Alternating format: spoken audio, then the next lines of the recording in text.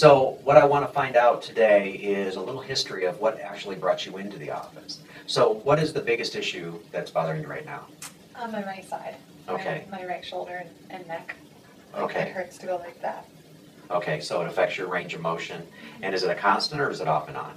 Lately it's been more constant, so that's why I wanted to come in and have it checked out. Okay. And on a scale of 1 to 10, with 10 being the worst, what would you say it is on an average? It's not too bad. It's about a 4. Okay. All right. So what I'm going to do is several exams, and we're going to check to see if it looks like you might have some interference at the brainstem level or something I might be able to help with, in other words.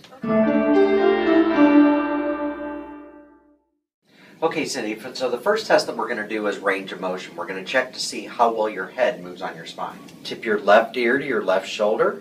Okay. Now, did you have any difficulty or any issues with any of those ranges? Now, the blue is what you are. The green is what is ideal or normal. So this next test is called thermography. What we're doing is checking the temperature difference from side to side going up your spine. Now, you know that the blood flow in your body is what regulates the temperature, right? So in other words, if your hands are cold, then that means you're not getting good blood flow. Well, if we take a scan up your back and we have a difference in temperature from side to side, that means that the blood flow is not even. Well, the nerves control the blood flow. They control the dilation and constriction of all the capillaries and arteries in your body.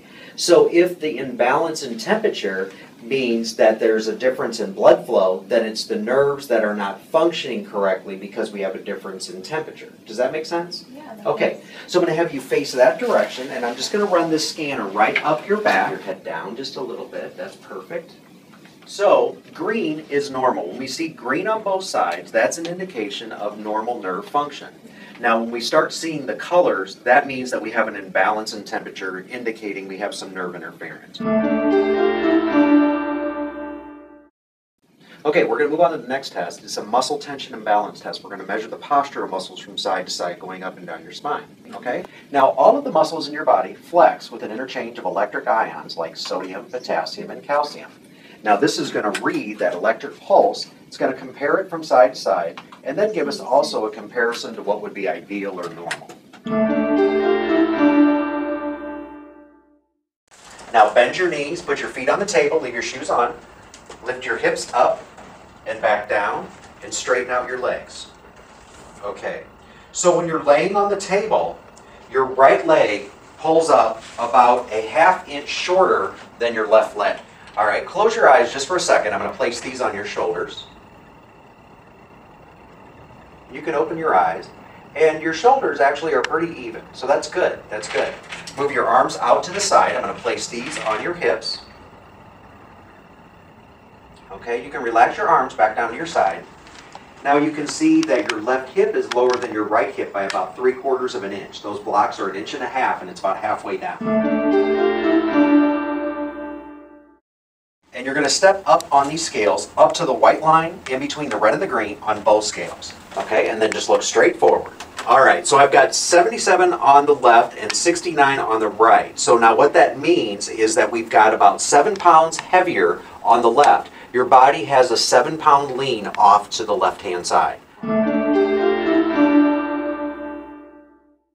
Okay, Cindy, so let's talk about what we found. Now, first of all, this is the atlas, and it surrounds the brainstem, okay? There is a group of nerves called the reticular formation that surround the brainstem as well. And what they do is they control all the muscle tension and balance up and down the spine.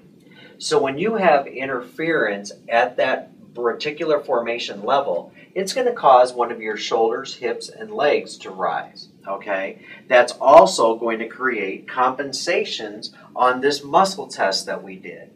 Now, we did a nerve scan that also indicated that we had some interference at this level. Okay? And then obviously from the postural test we did, we saw that you had a hip that was off and a leg that was raised as well. So all of those tests give me indication that this bone is out of place, this atlas, putting pressure on the brainstem.